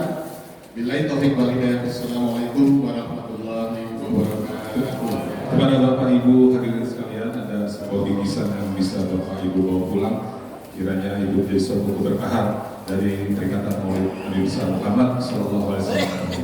Selanjutnya, bagi yang ingin berfoto bersama, kami persilahkan untuk maju ke depan. Bapak Ustadz Jazir.